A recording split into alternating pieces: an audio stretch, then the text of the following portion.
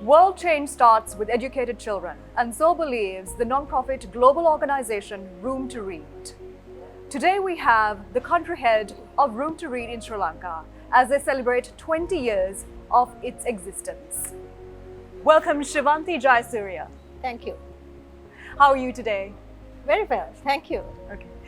Would you like to tell us all about your organization? Actually, let me start from where we started, how Room to Read started. Yes, it's a very please. interesting story. Yes. So John Wood, our founder, used to be a top executive with Microsoft. He was in charge of whole of Asia, working out of Sydney in Australia.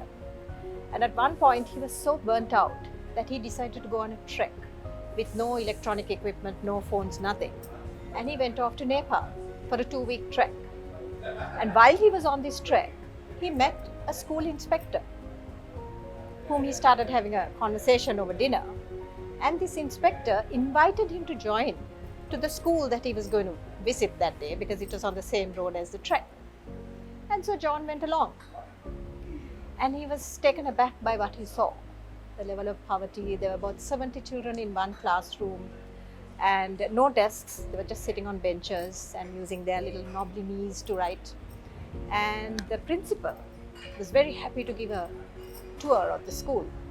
And he says he was taken to this room where there was one world map which the no longer existing Soviet Union and all shown, and said, "This is our library."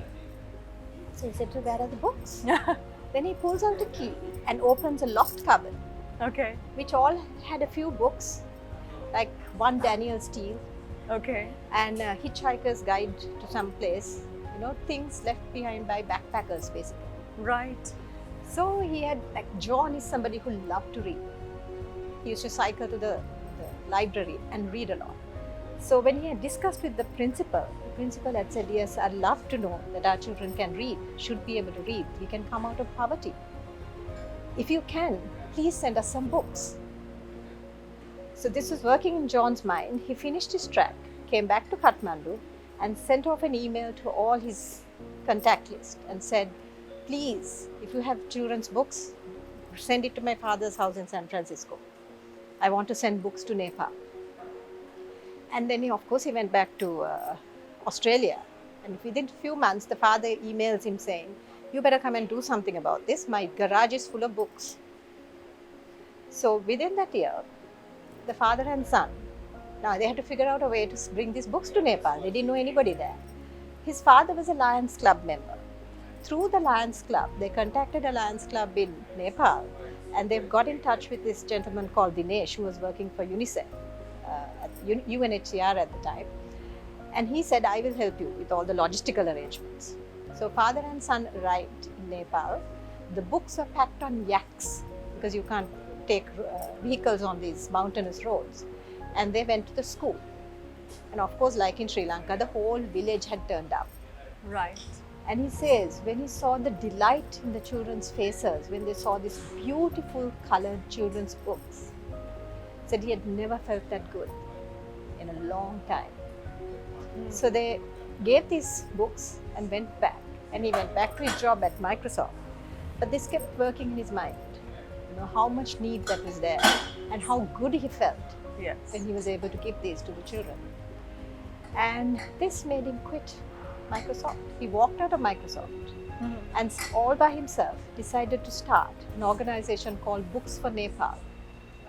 That's a wonderful story.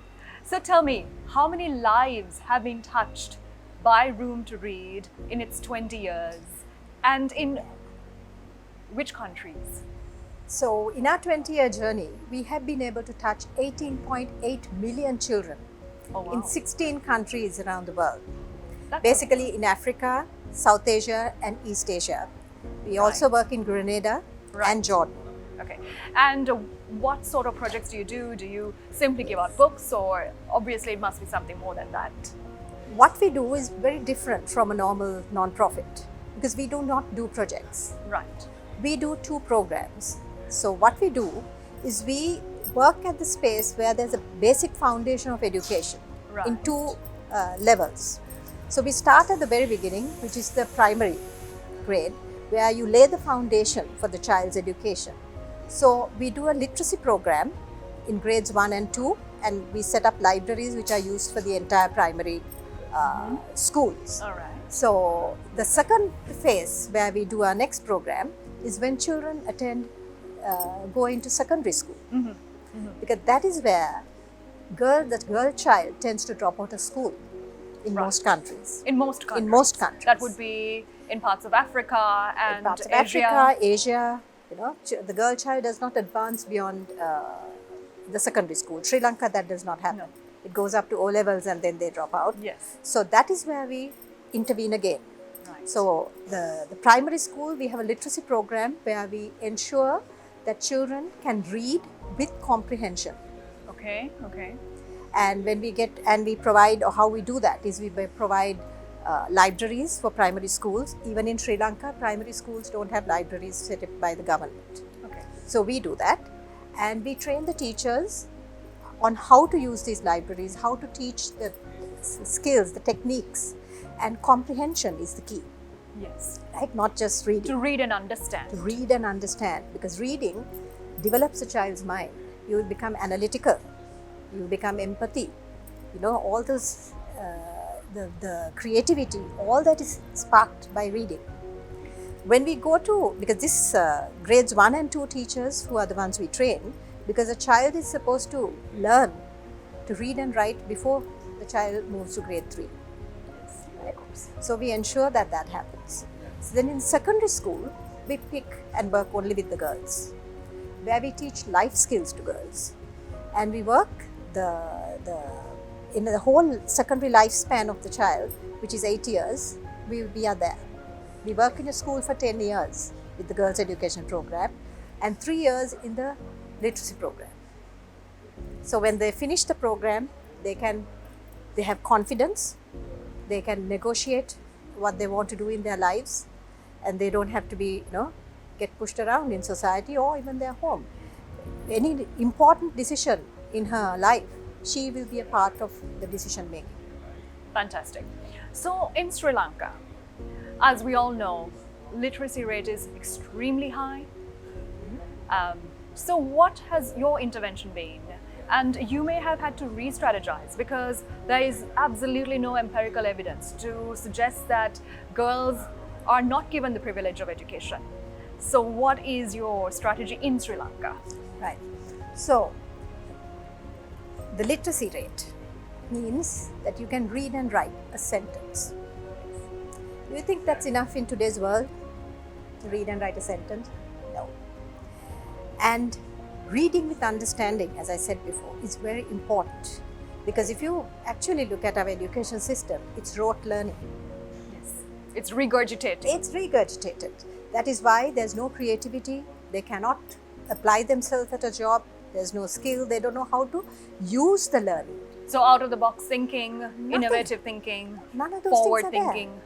They don't know how to use the subjects they have learnt even. Okay. Because they don't know how to apply. Okay. The application is not there because there's no thinking. It's just memorizing. Right. So what we do is actually, we have changed our program as time went on, because initially, though we were setting up libraries, we realized the kids didn't know how to read. So we had to get involved and intervene at the classroom level. Even in Sri Lanka we did that. And what we did was we developed curriculums in Sinhala and Tamil using the phonemic method of teaching language, which is used for English. Phonics. Phonics. Because Sri Lanka was using a whole language approach. It was not using phonics before. Okay. So we developed curriculums. We worked with government people, and we developed a curriculum, and we taught this, and we showed a pilot to the government as to how this can change and improve language learning ability. And we are happy to say the 2016 curriculum revisions that were done took in about 70% of our recommendations of what we had done Oh, that's in our amazing. curriculum. So we no longer get involved at the classroom level. Right. But what we do is we give supplementary materials to the classroom, and we give material to the teacher to help in the teaching of reading to the children, and additional material for reading, because the textbooks and the reading what is there is not sufficient. Okay. And do you also help in training the teachers? Yes, we do. So we train the teachers for the government, plus we work in the provincial areas mainly. Plus the government has taken a very, very good initiative now to set up reading rooms in all schools. So we have helped the support of the government by developing with the government inputs as well, the reading room manual for teachers. Wonderful. Okay. So, what are the challenges you face in Sri Lanka? Well, the biggest challenge we face in the school situation is, of course, the lack of trained teachers. And especially in places like the tea estates, those schools have volunteer teachers who have never ever been taught how to be a teacher. And they are not permanent. So there's a huge scarcity in certain areas, Right. not everywhere. Right. The biggest challenge we face is poverty. And due to poverty, there are a lot of issues that, because in the areas we work in, there's a lot of it. And just today, in the Daily Mirror front page, there's a news item that says this mother who's written a letter to the principal saying that she's unable to send her children, starving children, to school in Ginigattena. Today's newspaper, front page news. This is the norm. Children are stunted because they are not getting the proper education. When the child is stunted, the brain development doesn't happen either. There's a huge problem, another problem, which is the mothers migrating to work as housemaids. And the girl child is pulled out, the oldest girl is pulled out of school to do the housework. Right? This is a huge problem. And these mothers have had these children when the mother was 13, 14 years old. Right. So she is not much of a support either to these girls. And we do a lot of work in our girls' education program there. That is why, even though we have 60% university entrance of females, most of them are in the arts faculty, by the way. Not many in university are doing engineering and things like that. And if you look at the numbers that don't go anywhere, the numbers that drop out after O levels, 50% drop out after O levels, and majority of them are female. Right? What happens to them? That's the kind of person who goes off to the Middle East with no skill, no basic skills at all. So we work with these girls whose mothers have gone, and we ensure that they get the necessary life skills they need to stay in school without dropping out. They're not getting into early marriages. Yes. There are a lot of those happening too, but Yes. nothing comes out of it because Yeah. we still have a system where everybody goes to hospital to have the child. Right. Some of them are underaged. So we try to prevent these things. Absolutely. And this happens mainly because of poverty, of course. Of course. So, as you rightly say, I mean, education does free people from the classes of poverty. Yes. And you may have seen so many cases. Could you tell us some stories? There are so many. Let me Of course. pick two for you. Yes. I don't know whether you can remember, there was a time during the war, of course, there were a lot of internally displaced people Yes. in Sri Lanka. And there were this group of people who were evicted within 24 hours from Manna. And they were living in camps in Puntland. And these were actually mainly Muslim families. And we worked with these girls, the young girls in these families. And today, we have two, one studying law at the Columbia University and the other one studying law in Peradeniya University. This girl, Ara, father is a fisherman, 4 girls in the family, eldest daughter. Nobody is educated. She was the first to finish school, and today she'll be a lawyer in a year or two. Nuskia, who's in Peradeniya, eldest in the family, 6 children, no education. But father is a daily wage laborer. She is today studying to be a lawyer, because we were able to stick with them, talk to the parents. Yes, they had hardships, but we stood by the children. We gave them the additional lessons they required. We taught them the life skills. We built up their confidence so that the next generation also does not have to be in that same cycle of poverty. Because one family member comes out of it, all these two girls will pull out the rest of their younger siblings. Their whole lives are elevated. Whole lives are elevated. And then I also like to mention Yasoda. His mother went to the Middle East as a housemaid when she was a small child. And when she went there, her passport was taken. She was not paid. She was not even allowed to give a call home. Right. So they had no idea what has happened to the mother. So Yasoda, being the eldest daughter, was to be stayed back to do the cooking and cleaning and all that. Luckily, and this is in Vilgamur, in Matadale, we stepped in at that time to that village and we brought Yashoda back to school. The mother came back 9 years later because she had no passport. She was living as an illegal worker in that country. Right. And finally, when they gave an amnesty, whichever house she was working at that time, that lady took pity on her and bought her a ticket to come back. When she came back, Yashoda had finished school, passed her A-levels very well and was ready to go to university. If we were not there, Yashoda would have met the same fate. These are just two stories to illustrate the impact that we've had on us children. Amazing. And there are so many of those. I'm sure. Tell us about your team. You must be having a large team to carry out all these amazing activities. Actually, we have a lovely young team. Okay. 90% of our staff are millennials. Right. We hire graduates straight out of university and we train them. We do a lot of training. Okay. Technical training plus soft skills training. Sure. And they are given the opportunity to work independently. We empower them to work independently. You know, and we are proud to say it's the first time that Great Place to Work did this best workplace for millennials, and we are in the top 10. You know, being a non-profit, we are the only non-profit who's also a great place to work, still in Sri Lanka, second year's running. Thank you. So we take these young people who are passionate about education, because we are passionate about what we do. Yes. What we do is we transform lives through education. Of course. You know, so we have a wonderful young team. There's about 111 of us working in different parts of the country. There are only 30 of us in Colombo. Okay. So they are trained and they work independently. Right. And do amazing creative things, which came out, their creativity during this school closure. Yes. So what did you do during this lockdown time? Having a young workforce really helped. Yeah. They immediately took to Viber, WhatsApp, Yes. used their smartphones to do videos. Yes. We developed worksheets. We supported the government to do a workbook as well, Right. with UNICEF to be sent off to all the schools in Sri Lanka, all the children in Sri Lanka, primary schools. So these teams did amazing videos. They did videos for tips for parents, tips for teachers, who would then they would send it to the teachers would distribute it via WhatsApp and all that to the parents. Okay. And we did read alouds.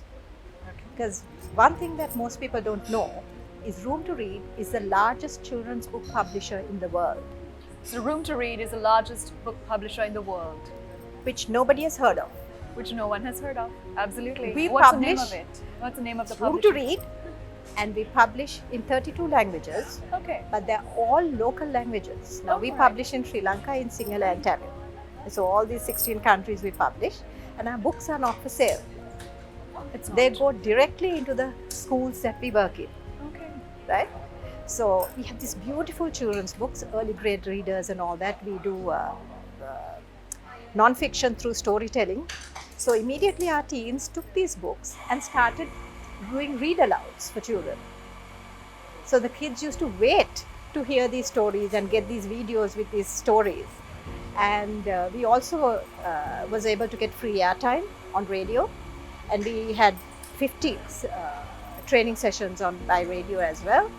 So having that young team really helped. They knew how to use technology, they used the phones to maximum. Of course. So yeah, actually we were very busy, and we found that we had a very talented team. What is your vision for Sri Lanka? Well, our vision is to work ourselves out of a job because we want to ensure that all children have access to books and they learn to read with comprehension. And life skills become part of our regular curriculums. It doesn't have to be taught separately because it's something that's really needed. Yes. So if those things happen, we don't need to exist. You don't need to exist. We don't need to exist. That's right. That's our vision. Yes. Then we have succeeded. Absolutely. And are you looking at online books, Kindle? We already have online books. Yeah. It is called the Literacy Cloud, and it is actually available in Sri Lanka through an app which is with the ministry as well, Right. where you can just go in and read books free of charge. Thank you so much, Shevanthi, for coming here today and telling us Thank all you. about your work, all the great work you do at Room to Read.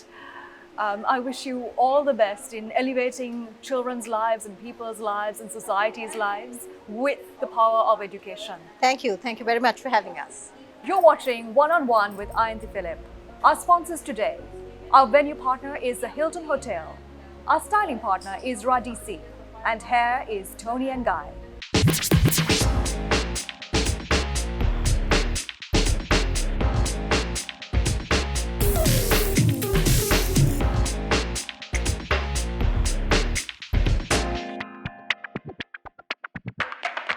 Let's be